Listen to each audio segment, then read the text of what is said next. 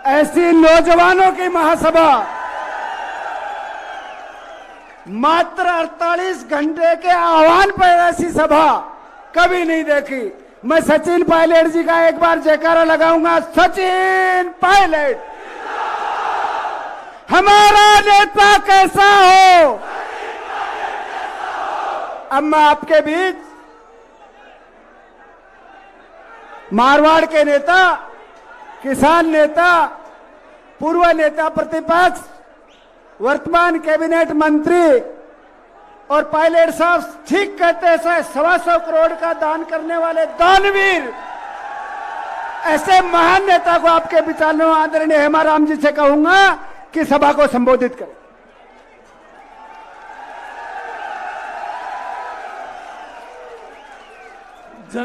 जन जन के प्रिय, आम जन के दिलों पे राज करने वाले सचिन पायलट साहब, पूर्व प्रदेश अध्यक्ष नारायण सिंह जी, पूर्व विधानसभा अध्यक्ष दीपेंद्र सिंह जी और मंच पर विराजमान सभी हमारे कांग्रेस के नेतागण, बुजुर्गों, नौजवान साथियों, माताओं, बहनों,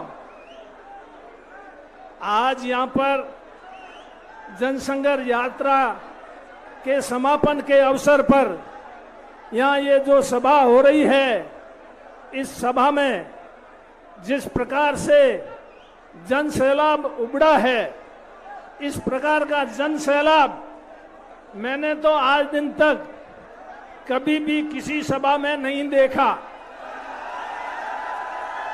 कांग्रेस पार्टी की बड़ी बड़ी रैलियां होती है, दिल्ली में भी होती है, पूरे देश की रैली, राजस्थान में पूरे प्रदेश की रैली होती है, लेकिन आज की जो सभा और जो उपस्थिति है, ये अपने आप में एक मिसाल है।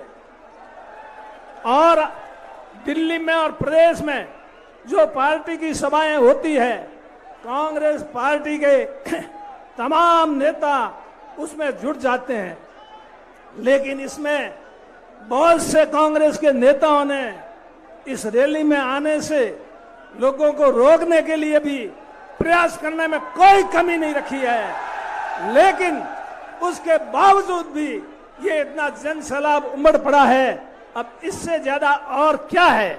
इससे भी अगर हमारी आंख नहीं खुलेगी तो फिर हमारी आंख कब खुलेगी? फिर तो 23 के चुनाव के बाद में खुलेगी, और बाद में आंख खुलेगी तो वो कोई काम आने वाली नहीं है। इसलिए अभी से समझ जाएं, संभल जाएं। आज ये सोचते हैं जो सत्ता में बैठे लोग कि हम अकेले ही 23 की सरकार वापस बना लेंगे।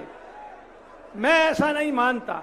कैसे बना लिए? जन सैलाब जो यहाँ बैठा है, ये इसकी आप अनसुनी करोगे, इसको साथ लेके नहीं चलोगे, आप अकेले चलोगे, एक हाथ से ताली बजाने की कोशिश करोगे, कभी एक हाथ से ताली नहीं बज सकती। आप एक हाथ से ताली बजा के बता देना हमको, एक हाथ से ताली बजा के बता देना, मैं बता दूंगा एक हाथ से ताली बजी कि नहीं बजी, जो समय आएगा।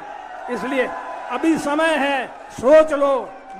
मुझे समझ में नहीं आता कि राजस्थान में आखिरी सरकार है किसकी?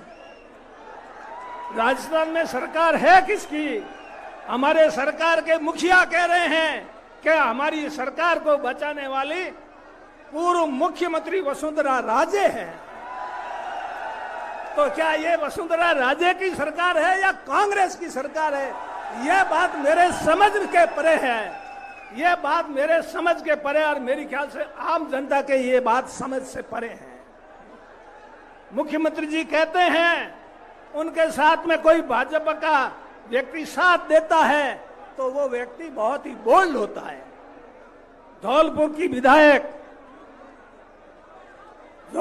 विधायक नाम भूल गए थे मुख्यमंत्री जी, फिर बाद में किसी ने बताया, नाम तो ध्यान नहीं रहा, फिर कहा शोभा रानी। वो बहुत बोल्ड लेडी है, क्योंकि वो बीजेपी को छोड़ के आपके साथ खड़ी है, इसलिए वो बोल्ड है। और हमने सिर्फ राजस्थान में नेतृत्व परिवर्तन की बात की, तो कांग्रेस में अगर कोई नेतृत्व परिवर्तन की बात करना ये अपराध है क्या? अगर ये अपराध है तो ये सारी जनता ये भी अपराध में शामिल है। आप अकेले हेमाराम को सजा दे सकते हो, अपराधी घोषित कर सकते हो, प्रदेश की सारी जनता को आप अपराधी घोषित नहीं कर सकते। आज अगर हम मुख्यमंत्री जी के वहां जाकर के दंडवत करें तो ईमानदार, कल मुख्यमंत्री के मुंह से हेमाराम को ईमानदार का सर्टिफिकेट मिल जाएगा। और अगर मुख्यमंत्री जी की हम जय जयकार नहीं करें तो हेमाराम साहूकार नहीं है। 10 करोड़, 15 करोड़, 20 करोड़, 25 करोड़, 50 करोड़, 50 करोड़ तक का भी कई बार नाम लिया, कई बार मीडिया वालों साथियों को, सबको, जनता को, सबको पता है। पता नहीं किसने कितना लिया, 10 करोड़, 20 करोड़, 50 करोड़, 100, 200 करोड़ लेवल, कौन नाम ही तो लेना है। और अगर हम भ्रष्ट हैं, इतने पैसे लिए हैं हमने, तो आपकी सरकार में हमको मंत्री लेके बैठे हो हैं?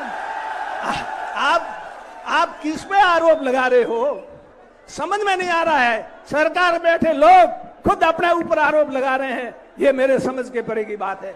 आप मुझे आज ही सरकार से बाहर कर दीजिए अगर आपको ये लगता है हमारा हम भ्रष्ट है। कोई जरूरत नहीं सरकार में, कोई जरूरत नहीं है सरकार में मुझे रखने की, ना मुझे सरकार में रहने की कोई ख्वाहिश है। मुख्यमंत्री जी, ये सत्ता आपको इसलिए नहीं सौंपी जनता ने, ये सत्ता इसलिए सौंपी कि देश के अंदर, प्रदेश के अंदर ईमानदारी का शासन होगा, जवाबदेही होगी, पारदर्शिता होगी। लेकिन पारदर्शिता कैसी है वो आप देख रहे हो। राजेंद्र जी गुड़ा ने पारदर्शिता के बारे में आपको बता दिया।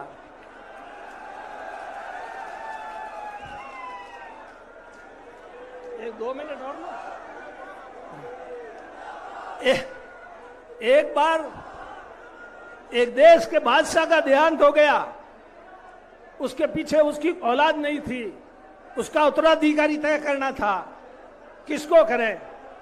उसके परिवार के रिश्तेदार सब झगड़ने लगे, वो कहता मैं राजा बनूं, वो कहे मैं राजा बनूंगा, कोई निपटारा नहीं हुआ। तो बाद में ये तय हुआ कि बाज है, बाज को माला दे दो, बाज जिसके गले में माला डाल देगा वो बादशाह हो जाएगा। देश के अंदर एक गुंडों की गैंग थी, गुंडों की गैंग का एक सरदार था, उसके अधीन गुंडों की गैंग थी। वो गुंडों की गैंग का सरदार वो भी वहां पहुंच गया कि अभी माला क्या पता बाज मेरे गले में डाल दे, मैं ही बादशाह हो जाऊं। उस बाज ने वास्तव में उसके गले में माला डाल दी और वो देश का बादशाह बन गया। पर बताऊं उस बादशाह की बात, वो देश का बादशाह बना तो उसने क्या किया। कुर्सी पे बैठते ही पहला हुक्म उसने ये दिया, जो उसकी गैंग के गुंडे थे उन सबको, पुलिस वालों को हुक्म दिया कि उनको सबको जेल में बंद कर दो, क्यों उसके लिए मुझे कोई सबूत की, कोई जांच कराने की जरूरत नहीं है, उसको मैं जानता हूं। और अब मैं पहले गुंडों की गैंग का सरदार था, लेकिन अब मैं देश का बादशाह हूं, इसलिए देश में इस देश को चलाना है तो गुंडों का खात्मा करना पड़ेगा, नहीं तो ये देश नहीं चल पाएगा। ऐसा उसने कदम उठाया, उसने भी। तो मुख्यमंत्री जी, आप देश के, प्रदेश के मुखिया बने हो, तो आपके जो इर्द गिर्द लोग हैं, जो आपकी चापलूसी करते हैं, जो आपका गुणगान करते हैं और आपका गुणगान करके चापलूसी करके इस प्रदेश को लूट रहे हैं, उनको आप जेलों में डालो। ये काम आपको करना चाहिए। जिस जगह आपने उनको पूरी खुली छूट दे दी, जिस प्रकार से बादशाह का, मैं कह रहा हूं जो गुंडे थे वो बड़े खुश हुए बादशाह बना। उस समय वो गुंडा बादशाह बना नहीं देश का, बहुत खुश हुए, उन्होंने जश्न मनाया, पर उनको जेल में डाल दिया। फिर उन्होंने पुलिस वालों से कहा, कह रहे हमारे को बादशाह से मिलाओ तो सही। तो कहा भाई मिला देंगे, बादशाह से कहेंगे, हुक्म देंगे। तो उन्होंने, पुलिस वालों ने बादशाह को कहा, कभी इनका निवेदन है कि एक बार बादशाह से मिला दो हमको, बस इतना सा कर दो। तो भाई ले आओ, मिला दो। वो उन सबको, गुंडों को बादशाह के सामने पेश किया। बादशाह ने कहा, पहले मैं तुम्हारी गुंडों की गैंग का सरदार था, अब मैं गुंडों की गैंग का सरदार नहीं हूं, इस देश का बादशाह हूं, देश की बादशाह की हैसियत से फैसले करूंगा, तुम्हारे कहने से फैसले नहीं करूंगा। तुमको जेल में डालना मेरा धर्म था, मैंने मेरा धर्म निभाया। इस प्रकार के प्रदेश के बादशाह को अपना धर्म निभाना चाहिए। धर्म से हट करके अगर काम करते हैं तो उसको ये जनता कभी बर्दाश्त नहीं करेगी। जब जब भी इस प्रकार जन सैलाब उबड़ा है, परिवर्तन आया है, ये मैं आज से नहीं देख रहा हूं, 77 से देख रहा हूं, 77 80 से देख रहा हूं। उसके बाद में कई परिवर्तन देखे, समय की कमी है और भी कुछ कहते थे। इसलिए मैं यही कहना चाहूंगा कि इस प्रकार आप ये छाया तो बहुत कम पड़ गई, लोग सब इस धूप में खड़े हैं, छाया में ही नहीं बैठे लोग तो, और धूप में खड़े हैं। कौन इनको लाया? कोई नहीं लाया, अपने आप आए, सब अपने आप खर्चे से, अपनी मर्जी से, किसी ने किसी को।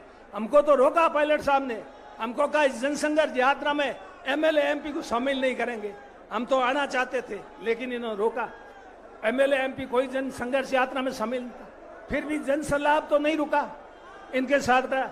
आज मेरे से भी नहीं रह गया, आज मैं भी थोड़ी जनसंघर्ष यात्रा में शामिल हो पड़ा, क्योंकि मैंने देखा कि प्रदेश की जनता तो सब पायलट साहब के चली गई, साथ जुड़ गई, अब पीछे कुछ बचा ही नहीं, तो अपन पीछे क्या करेंगे? इसलिए अपने को इनके साथ रहने में ही फायदा है।